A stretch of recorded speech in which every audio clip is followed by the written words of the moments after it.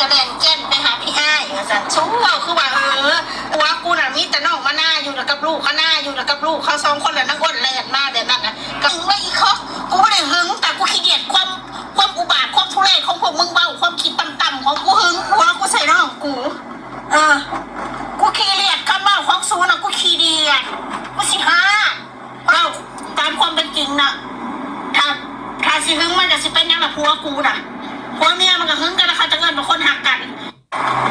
เพื่อนกระแดงแก้นไปหาพี่อ้ายสันชู้เอาคือว่า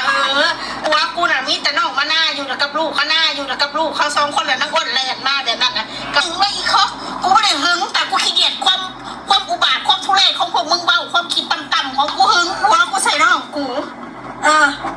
กูขี้เลียดคำเบาของซูน่ะกูขี้เดียดกูสิฮะ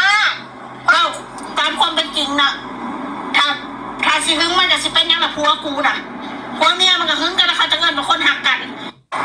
ผัวกูน่ะ